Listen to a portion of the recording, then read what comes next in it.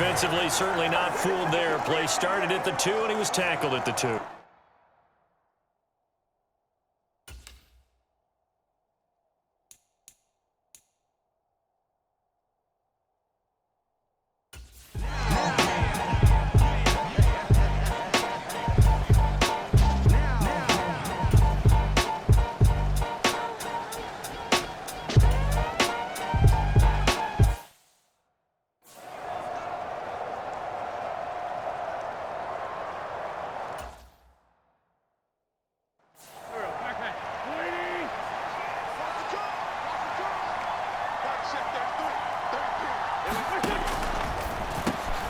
Quick slant to Watson.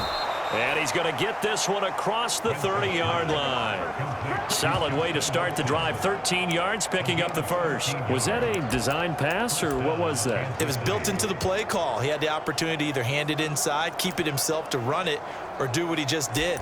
Throw that pass inside, hitting a receiver on the run. So they'll come up 1st and 10 now from the 33.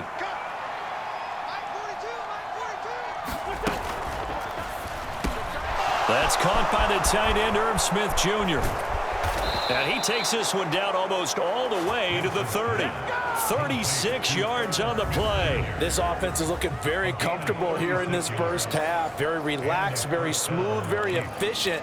No wasted motions. Things are definitely going their way, and they continue to move the ball downfield.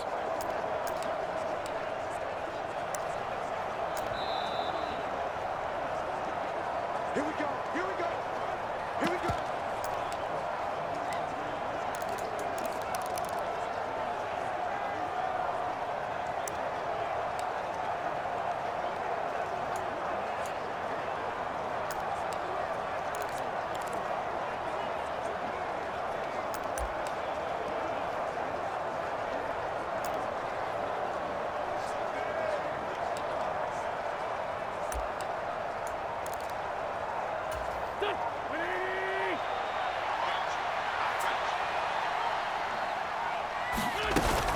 First and 10, it's Edwards-Helaire with it. And the tackle made by Andrew Wingard. Decided to hand it off that time on the run-pass option. Appeared to be an easy decision. Just gave it inside. Nice steady gain.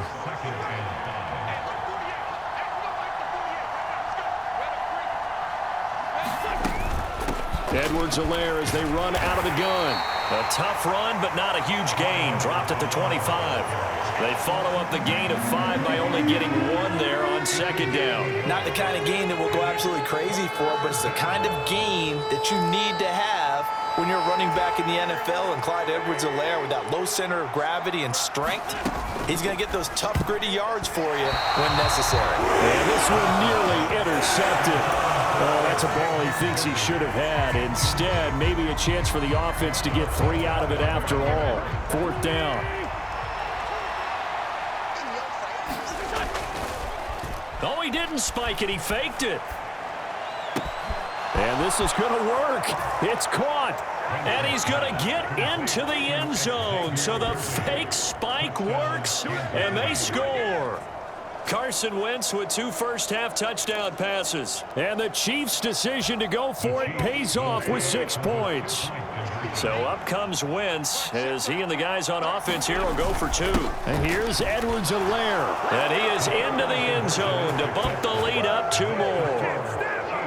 And so they run it in on the 2-point try. You know, so often, Charles, we talk about from the offense's perspective what you do on the 2-point conversion. How about the defense? How do they play run versus pass? It's really difficult for them because I think most teams want to play for the pass. That's what they see most teams do.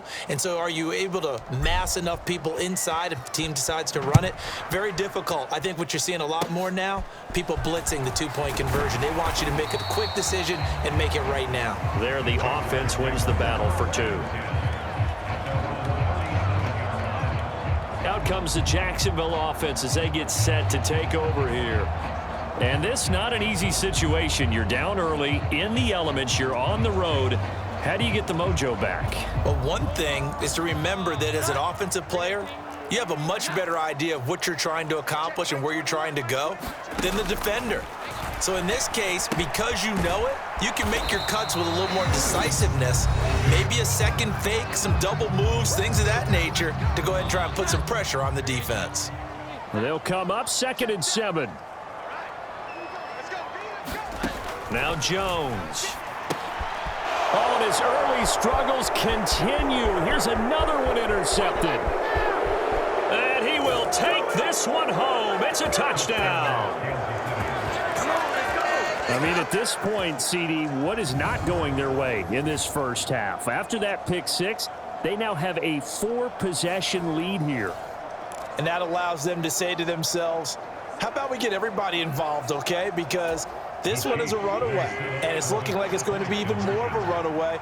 Everybody gets a chance to play and get a little bit of love. The more guys that get to watching the highlight reels from this one, the better. And this is going to be caught. It's good. And that extends their lead by 2 more. And there's a quick momentum swing. INT return for a pick six, and then the 2-point conversion good. And even if you're keeping your wits about you, you're thinking to yourself, okay, extra point block team going into the game now. All of a sudden you're hearing defense. Everyone's scrambling for their helmets and throwing down their cups of water. That's a great position for them to be in, trying to score against that team. A little bit disjointed.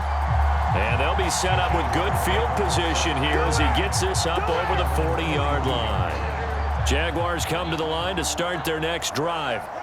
And with great starting field position and a couple of timeouts at their disposal, they'll certainly have the green light here.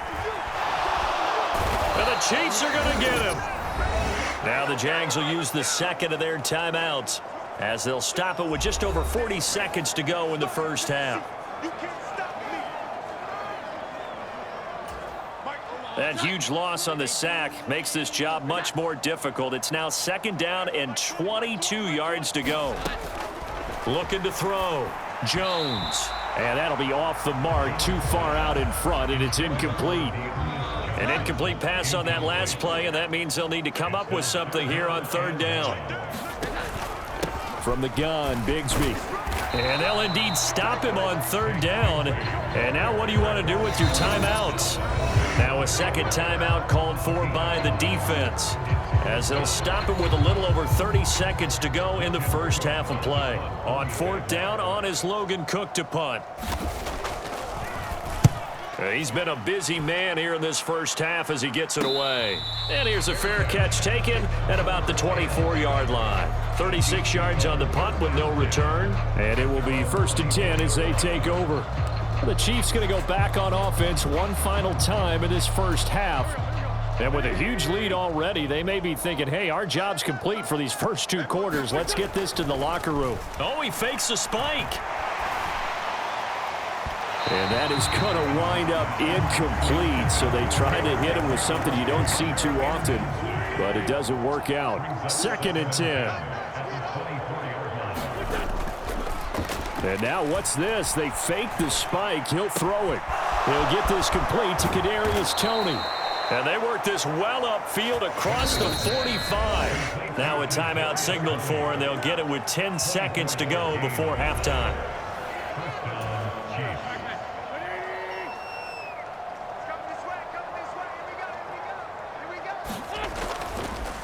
Oh, and now some trickery. They fake the spike. He'll rifle this one deep right side. And that's going to be caught. How about that one? They fake the spike, and it winds up a touchdown.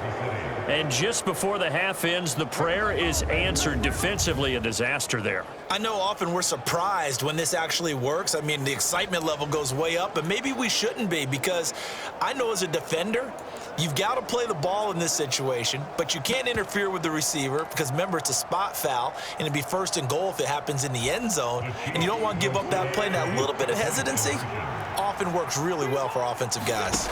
The final shot before half for Wentz. Steps away to his left. And he is into the end zone, so they get 2 more on the board here just before halftime.